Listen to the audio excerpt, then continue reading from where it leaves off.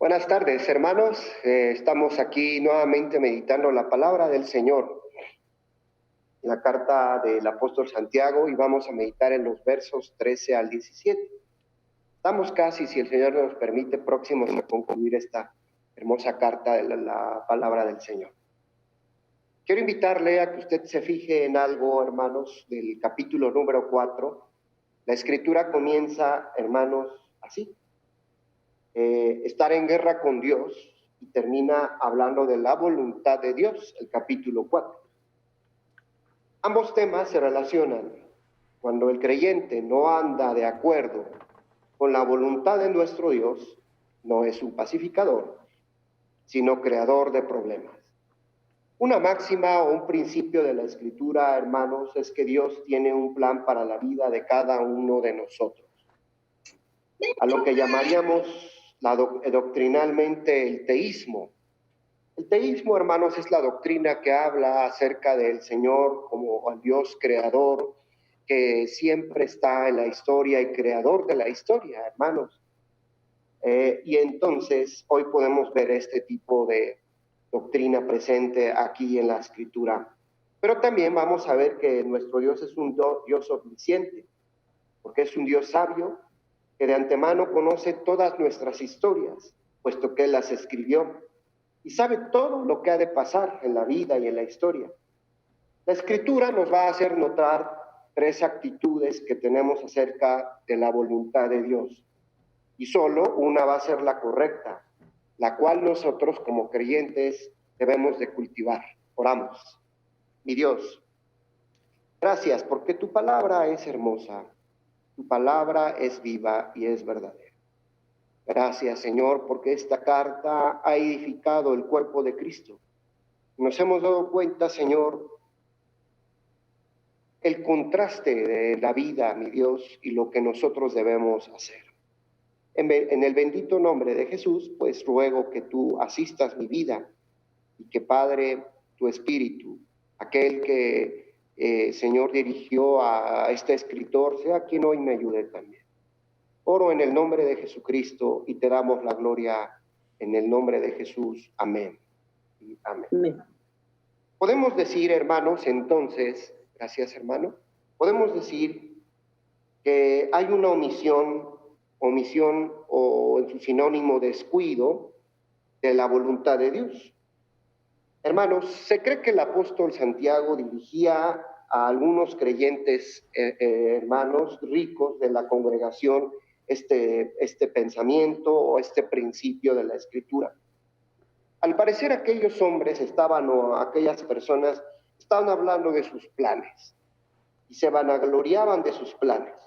La Escritura nos señala que ellos perdieron, hermanos, la voluntad de Dios y no oraban antes de tomar las decisiones correctas en el nombre del Señor.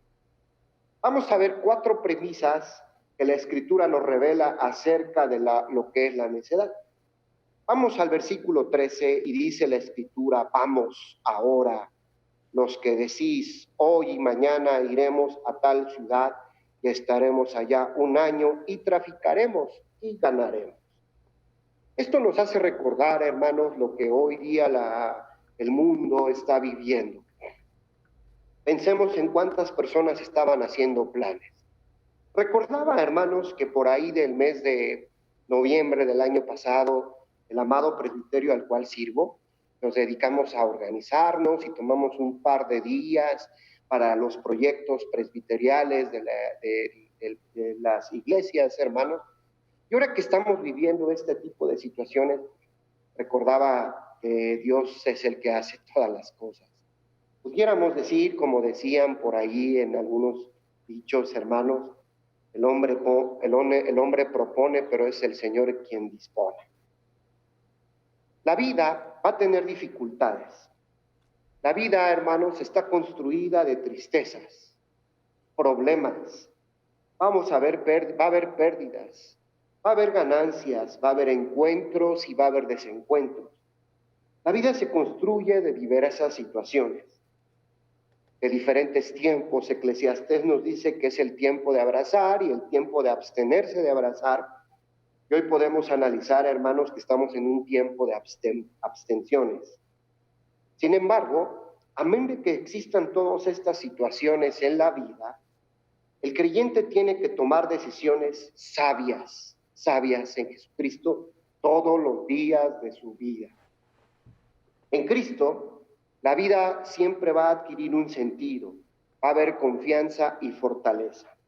Lo primero que podemos entonces encontrar en la Escritura, hermanos, es que la vida tiene dificultades. ¿Y cómo vamos a sortear, de qué manera vamos a sortear estas dificultades de ahora en adelante? Con la ayuda de Dios, creo que es lo mejor, hermanos, buscando la presencia, orando al Señor, porque los tiempos son bien difíciles. El versículo 14 nos dice así: cuando no sabéis lo que será mañana, porque ¿qué es vuestra vida? ¿Qué pregunta hace el Señor, hermanos? ¿Qué es vuestra vida? Ciertamente es neblina que se aparece por un poco de tiempo y luego se desvanece.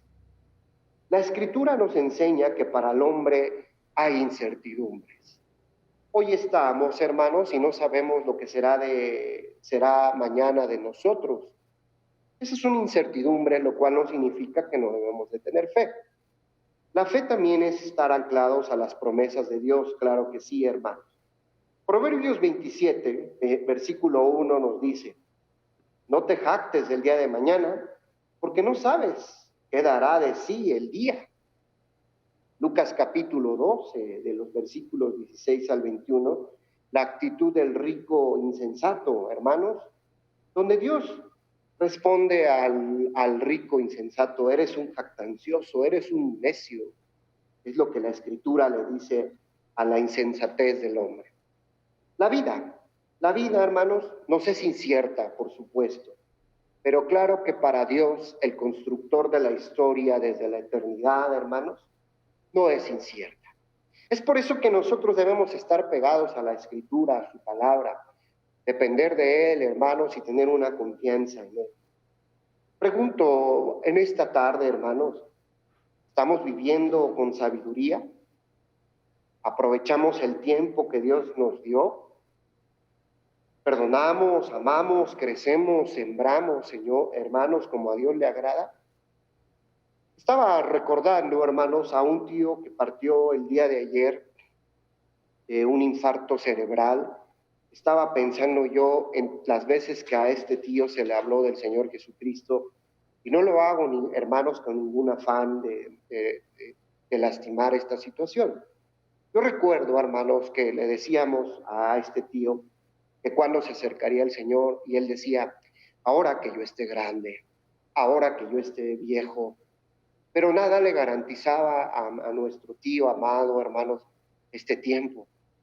Podemos decir, hermanos, que en esta incertidumbre debemos estar cada día más apegados a la palabra y ser sensatos y sabios en la toma de decisiones que estamos haciendo. Estamos viviendo con sabiduría. Aprovechemos el tiempo, hermanos, porque los tiempos son difíciles. Estamos en una actitud entonces de crecer, estamos sembrando para en un futuro, si así Dios lo permite, cosechar. También la Escritura nos va a enseñar lo que es la brevedad de la vida. En el versículo 14 nos dice la Escritura, el Señor: no sabéis lo que será mañana. No sabéis lo que será mañana. Esto es algo breve, hermanos. Job capítulo 7, versículo 6 nos dice: mis días fueron más veloces que la lanzadera del tejedor. Ya que la vida es bastante corta, no podemos darnos el lujo de simplemente ver la vida pasar o malgastarla. No podemos quedarnos en la vida, hermanos, como hijos pródigos y intentando vivir siempre como esos hijos pródigos. Tenemos que invertir, hermanos, en las cosas que son eternas, lo dice la Escritura. Josué capítulo 1, versículo 8, en la mañana se nos mencionó, hermanos, nos dice la Escritura: esfuérzate.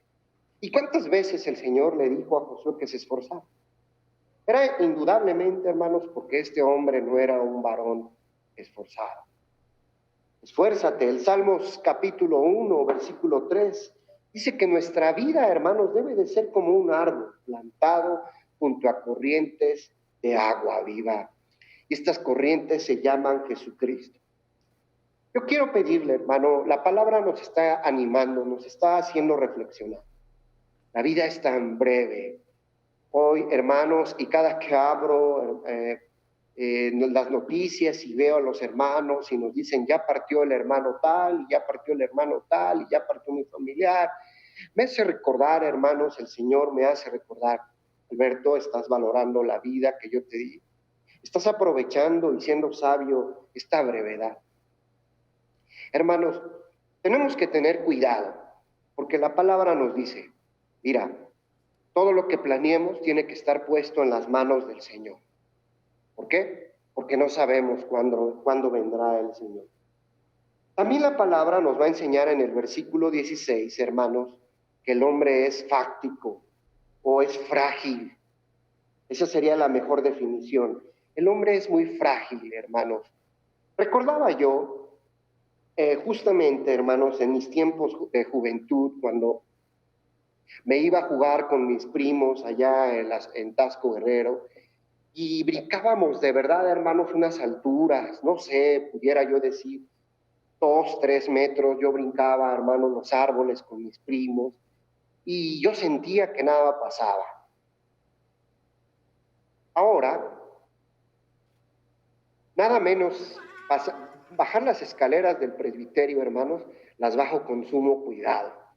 Siento que esa altura, que no es definitivamente muy alta para los jóvenes, para mí sí, y me doy cuenta de lo fáctico, de lo frágil, hermanos, que somos nosotros. Quiero comentarle, entonces, la palabra de Dios nos dice, ¿por qué te jactas? ¿Por qué te jactas en el versículo 16? En vuestras soberbias, toda jactancia semejante es mala.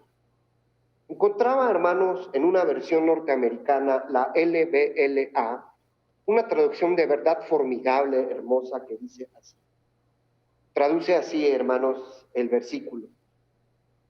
Pero ahora os vanagloriáis en vuestro orgullo. Todo orgullo semejante es malo. El hombre orgulloso solo descubre sus flaquezas. Esta versión en verdad me gustó mucho, hermano, porque creo que describe bien la actitud que tenemos los seres humanos, los hombres, las mujeres. ¿Por qué tenemos este tipo de actitud como si mañana tuviéramos, hermanos, a bien que vamos a vivir?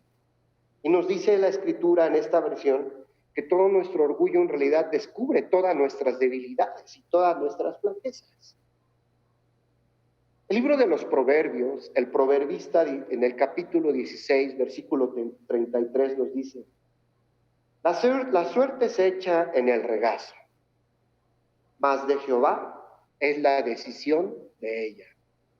A veces nos ponemos, hermanos, a planear, lo cual nadie dice que no lo hagamos, pero es necesario, hermanos, que consultemos siempre al Señor. ¿Qué sucede, hermanos, cuando nosotros desobedecemos la voluntad de Dios? El versículo 17 de la carta del apóstol nos dice así, y aquel que sabe hacer lo bueno y no lo hace, es pecado. Qué tremenda, hermanos, definición nos da la palabra de Dios. Sabemos hacer lo bueno y no lo hacemos. El Señor nos está diciendo, esa actitud es pecaminosa. No hay una actitud más soberbia y orgullosa que conociendo la voluntad de Dios, no la hagamos. ¿Qué definición nos está dando la Escritura, hermanos? ¿Cómo nos define el Señor? ¿Cómo nos contrasta? La palabra de Dios es un espejo. La Escritura nos está diciendo, sabes hacer lo bueno y no lo haces. Estás en pecado. No olvidemos, hermanos, que lo que el adversario siempre le ofertó a la humanidad siempre fue ser paralelos a Dios. Vive tu vida, vívela como te plazca, vive de la manera que tú creas que es conveniente. Sí que consultes a Dios, finalmente Dios te va a perdonar. ¿Qué mentira más grande nos está ofertando el adversario, hermanos? Porque no necesariamente quiere decir, hermanos, que Dios vaya a perdonar todos este tipo de acciones. Porque conociendo ya la voluntad de Dios y no hacerla, y decir todavía que Dios me va a perdonar Dios, es una actitud orgullosa. Si nosotros lo traducimos o lo ponemos en palabras laxas, hermanos, nosotros le estaríamos diciendo a Dios, sé lo que me estás pidiendo, Señor. Sí, lo sé. Que yo te obedezca. Sé que me estás pidiendo que yo te obedezca. Pero ¿sabes qué? No quiero hacerlo. Eso es lo que en realidad le estamos diciendo a Dios cuando no queremos hacer su voluntad. Hermanos, ¿quiere ver algunas catástrofes de los hombres y las mujeres que no hicieron la voluntad de Dios? Nada menos revisemos el Antiguo Testamento y nos vamos a dar cuenta de todo lo que acarrea, hermanos, el no hacer la voluntad de Dios. Hoy podemos decir que la voluntad de Dios no son opciones. Voy a elegir el día de hoy no hacer tu voluntad, como si la voluntad de Dios entonces fuera optativa. La voluntad de Dios, hermanos, es sí o sí obligatoria, porque de alguna manera nos traería muchas consecuencias a nuestras vidas. Te quiero invitar a que vayamos a la carta a los Hebreos, capítulo 12, de los versículos 5 al 11, que la palabra de Dios dice así, 12, 5 al 11. ¿Ya habéis ya olvidado la exhortación que como a hijos se os dirige diciendo, Hijo mío, no menosprecies la disciplina del Señor, ni desmayes cuando eres reprendido por Él? Porque el Señor al que ama disciplina y azota a todo aquel que recibe por hijo. Si soportáis la disciplina, Dios os trata como a hijos. ¿Por qué? ¿Qué hijo es aquel a quien el Padre no disciplina? Pero si se os deja sin disciplina, en la cual todos han sido participantes, entonces sois bastardos y no hijos. Por otra parte, tuvimos a nuestros padres terrenales que nos disciplinaban y los venerábamos. ¿Por qué no obedeceremos mucho más al Padre de los Espíritus y viviremos? Y aquellos ciertamente por pocos días nos disciplinaban como a ellos les parecía, pero para lo que nos es provechoso, para que participemos de su santidad. Es verdad que ninguna disciplina al presente parece ser causa de gozo, sino de tristeza, pero después trae fruto apacible de justicia a los que en ella han sido ejercitados. No sé si hoy usted está pensando, estoy ejercitando la disciplina del Señor en mi vida. Si un creyente entonces, hermanos, no es disciplinado por Dios, debemos de tener sumo cuidado porque hay una indicación de que entonces esta persona no es un ser regenerado. Es un falso creyente o peor aún, no es un predestinado. La primera carta a los Corintios, capítulo 9, hermanos, de los versículos 24 al 27, San Pablo compara al creyente con un corredor en las competencias griegas. Para ganar, el competidor debía obedecer las reglas que estaban puestas para poder correr.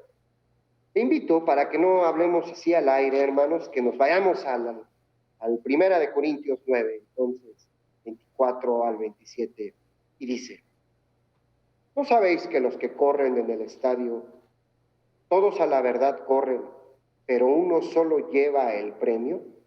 Corred de tal manera que lo obtengáis. Todo aquel que lucha, de todo se abstiene.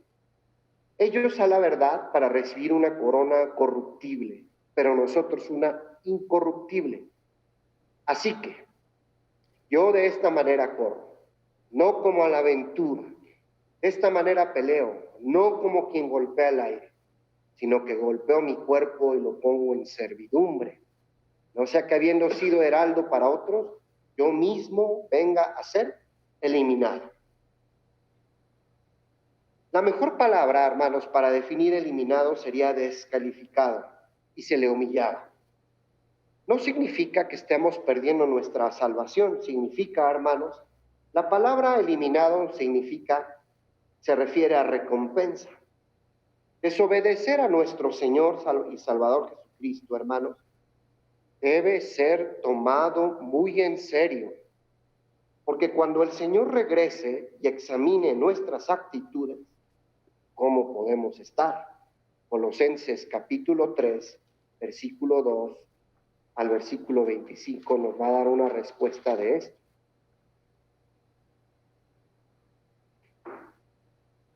Siervos, obedeced en todo a vuestros amos terrenales, no sirviendo al ojo como los que quieren agradar a los hombres, sino con corazón sincero, temiendo a Dios.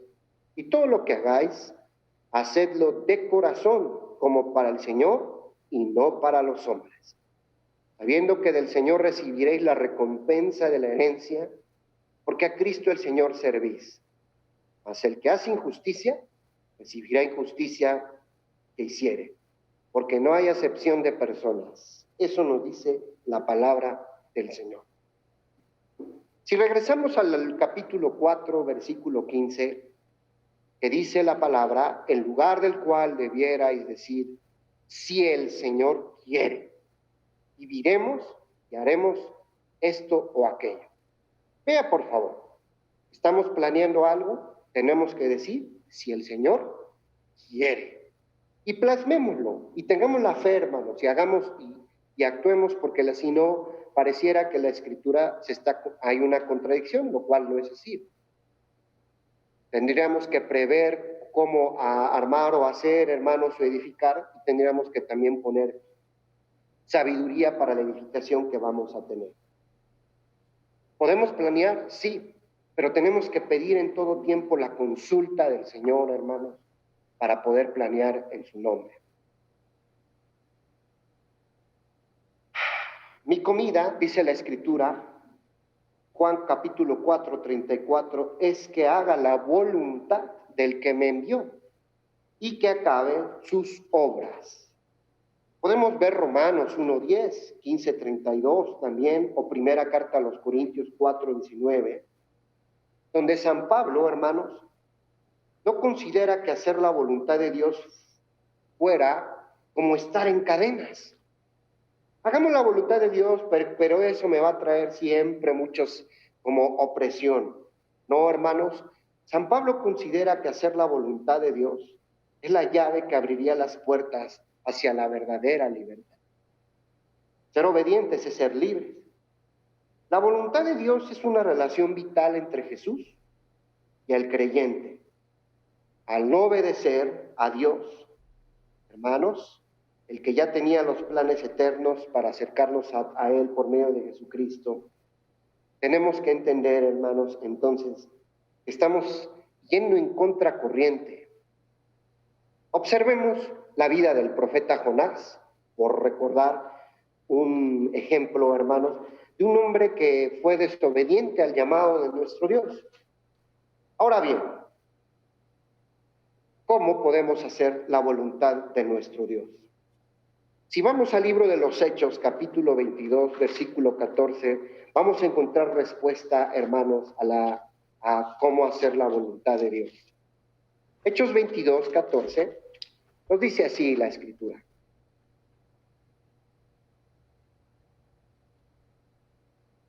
Y él dijo, el Dios de nuestros padres te ha escogido para que conozcas su voluntad y veas al justo y oigas la voz de su boca. Lo que tenemos que hacer, hermanos, para conocer la voluntad de Dios, aparentemente es algo muy sencillo, pero tenemos que hacer nuestro trabajo. Conocer la Escritura.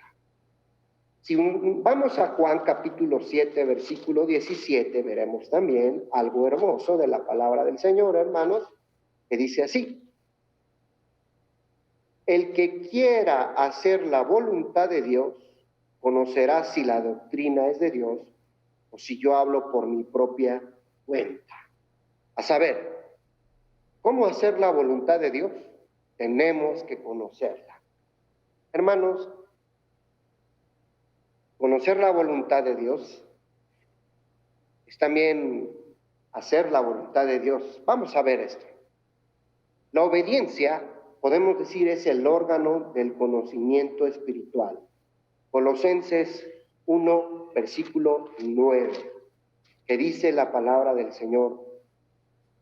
Por lo cual, también nosotros, desde el día que lo oímos, no cesamos de orar por vosotros y de pedir que seáis llenos del conocimiento de su voluntad en toda sabiduría e inteligencia espiritual. Conocer la voluntad de Dios, hermanos, para hacer su voluntad. Si yo leo Efesios capítulo 5, versículo 17, me daré cuenta, hermanos, de que Dios quiere y anhela que entendamos su voluntad. Efesios capítulo 5, versículo 17 dice así: por tanto, no seáis insensatos, sino entendidos de cuál sea la voluntad del Señor. Romanos 12:2, un texto bastante conocido por todos nosotros. Romanos 12:2 nos dice así la palabra de Dios: no os conforméis a este siglo, no nos amoldemos a este siglo, sino transformaos por medio de la renovación de vuestro entendimiento, para que comprobéis cuál sea la buena voluntad de Dios, agradable y perfecta. Hermanos, anhelemos conocer la voluntad del Señor para poder hacerla. Efesios capítulo 6, versículo 6 también nos dice, hermanos, hacer la voluntad de corazón. Vamos a ver este ejemplo, hermanos. 6:6. No sirviendo al ojo, como los que quieren agradar a los hombres, sino como siervos de Cristo, de corazón, haciendo la voluntad de Dios. Te quiero hacer otra pregunta, hermanos. Pensemos. ¿Jonás conocía la voluntad de Dios? ¿El profeta Jonás conocía la voluntad de Dios, los mandatos de Dios? Sí, escuchó un mandato de Dios. Pero es interesante ver cómo él siguió el mandato de Dios, pero no de corazón. Lo puedo resolver en el capítulo número 4 del libro del profeta Jonás. El profeta era iracundo, hermanos. Rápido se encendía y se molestaba. Era berrinchudo, pero en realidad no amaba a Dios. Obedeció los mandatos al Señor, hermanos, pero no por amor a Dios. Obedeció, no amaba al Señor, ni tampoco a la gente. Hizo lo que Dios le ordenó. Véalo usted. ¿Para qué? Para no ser castigado. En realidad esa fue la actitud del profeta Jonás. Voy a hacerlo. ¿Por qué? Porque no vaya a ser que un rayo me parta si no perdono. Eso sería, hermanos, hacer las cosas por miedo y no por amor a Dios. De tal forma, hermanos, entonces no estamos siendo personas, no, hermanos, íntegras delante de Dios. Debemos hacer las cosas porque amamos a Dios. Hermanos, Dios le ordenó a Jonás, pero Jonás obedeció para no ser castigado. Esta misma aplicación yo la puedo encontrar en la segunda carta de Corintios, capítulo 9, versículo 7. No con tristeza ni por necesidad, porque Dios ama al dador alegre. Podemos decir, hermanos, que con tristeza es no demos de mala gana. Querida iglesia, nunca vamos a tener un gozo en los tiempos difíciles si no aceptamos la voluntad y hacemos la voluntad de Dios. Hermanos, nunca va a haber alegría en nuestra vida para alguien que no hace la voluntad de Dios. Pero aquel que dice, Padre, sé que tu obra es perfecta y sé que tú tienes planes hermosos y maravillosos, que la verdad no comprendo, me sujeto a ti porque te amo. Una persona, hermanos, que acepta la voluntad de Dios, hermanos, nunca va a ser malagradecido con Dios, no va a hacer las cosas de mala gana. Voy a hacerlo por obligación. Ay, me toca predicar el día de hoy, Señor. Claro que no, hermanos. Lo hacemos porque debemos de amar al Señor. Nótese esto, cuando nosotros nos sometemos a la voluntad de Dios, hallamos gozo en todo tiempo. Nos deleitamos, hermanos, porque nos da alegría, nos da gozo obedecer a Jesucristo e imitar día a día a nuestro Señor y Salvador Jesucristo. Toda carga es bendición. Todo aquello que pudiera ser una carga, hermanos, se traduce en una bendición amorosa y decimos, Padre, seguir tu voluntad no es difícil, no lo es, porque ligera es tu carga. Hermanos, esto es lo que nos está invitando el Señor Jesucristo en su palabra el día de hoy. Hermanos amados, hagamos la voluntad de Dios. La voluntad de Dios es agradable, es perfecta. Glorifica al Padre, pero también, por supuesto, hermanos, nos edificamos nosotros. Por último, le voy a pedir que vayamos al Salmo 119, 54.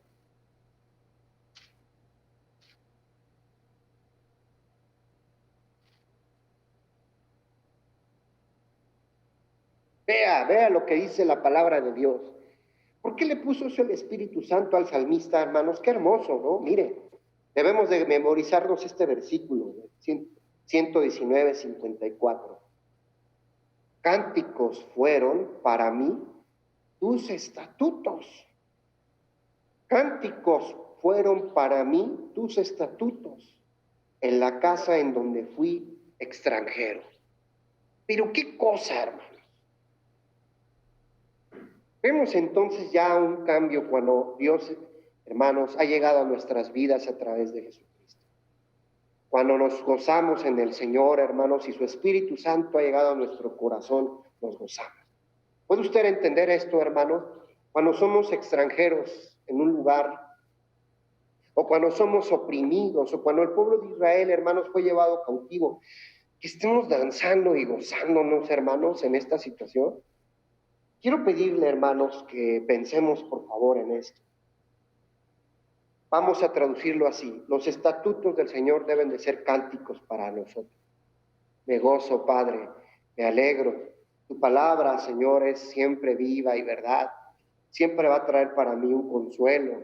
Siempre me va a edificar, en el cual tengo esperanza. Crezco, manifiesto que tengo a Jesucristo. Te voy a decir lo siguiente.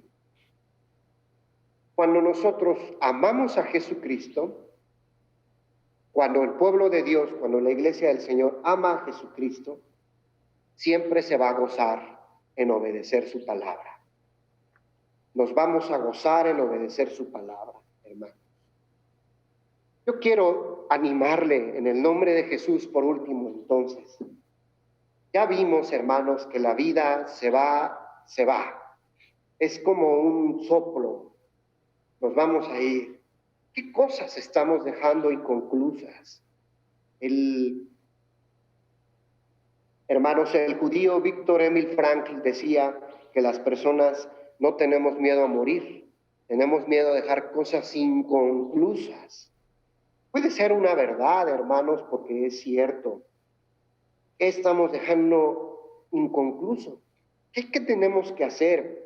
¿Qué tenemos que hacer, hermanos, si el Señor está pronto, toca nuestra puerta? ¿Cómo lo vamos a hacer? ¿Qué vamos a cerrar? ¿Qué es lo que vamos a hacer en nuestras vidas lo más pronto posible? Porque es el tiempo y el tiempo se agota. Es importante entonces, hermanos, que si vamos a hacer planes, pongamos siempre todas las cosas en manos del Señor y digamos juntos, si Dios quiere, si Dios quiere. Y pensemos por último, hermanos, aquello que yo tenía inconcluso, ya lo voy a terminar.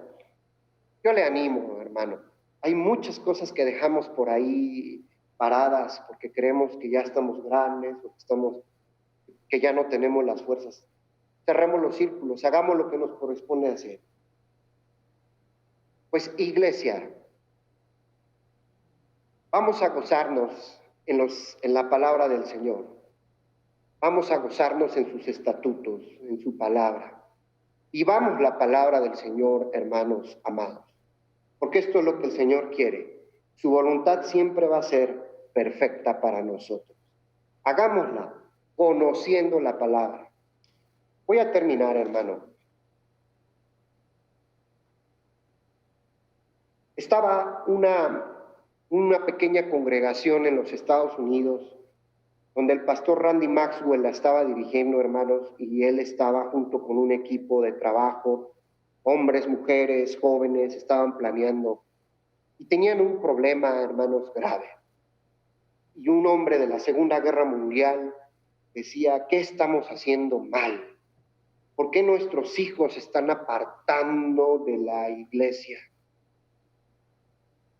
Hermanos, un joven, hijo de estos hombres de guerra, se paró y dijo, si se humillare mi pueblo, sobre el cual mi nombre es invocado. Esta fue la respuesta, hermanos, que la iglesia del pastor Randy Maxwell buscaba. Ellos decían, podemos estar haciendo planes, y son buenos los planes, pero si estos planes no tienen la bendición de Dios, estamos haciendo las cosas incorrectas. Si estos planes, si nosotros como pueblo de Dios, hermanos, no nos humillamos a Dios, sí, si humillare mi pueblo, hermanos, estamos haciendo las cosas incorrectas. Los jóvenes, los niños quieren ver que el pueblo de Dios nos humillemos a Dios, hermanos. Los grandes, y que busquemos el rostro del Señor, porque el tiempo se agota, se acaba, hermano. Yo quisiera dejarle esto en su corazón y le animo. Si el Señor viniera este día, el día de hoy, hermanos, ¿seríamos conforme al carácter de Cristo?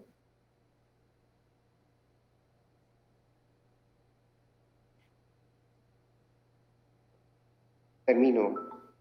Si estamos amando a Jesucristo, gocémonos en obedecerle. Oramos. Tu palabra, pues, es bien precisa, Señor. Llegó al corazón de mi vida. Y espero que haya, Señor, corazones que se hayan preparado para que la semilla haya caído en buena tierra, mi Padre. Espero que seamos prontos en oír, en escuchar tu palabra, prontos en obedecerla, prontos en agradarte, prontos en cumplir tu palabra, Señor.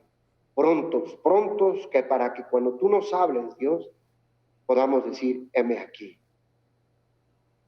Envíame a mí, cámbiame a mí. Soy el barro, tú eres el alfarero, mi Padre. Y yo no le puedo decir al alfarero, yo hubiese querido ser esto. No, Dios tiene tiempos propicios, perfectos y llamados para cada uno. Señor, te agrada más obediencia que alabanza. Lo veo en tu palabra, en el libro de las Crónicas. Y la desobediencia es igual a imitar, Señor, o a buscar la tauromaquia, dice tu palabra. ¿Qué te agrada más? La obediencia. Y vamos conforme a ti te agrada, mi Dios. Y también pongamos de nuestra parte, porque tú nos dejaste al Consolador para que también redarguya nuestros pensamientos, a veces horrendos, mi Señor, que nos alejan de ti. Hacer el mal, dañar al que tenemos al lado, lo cual eso nos vas a reprender. Pero cuando un pensamiento, Señor, una vida se disciplina, un corazón en tu palabra, rápido escudriñaríamos que nos encontramos mal. Padre, en el nombre de Jesús, escudriña nuestro corazón, lo profundo que hay. Y queremos obedecerte con la ayuda del Espíritu Santo.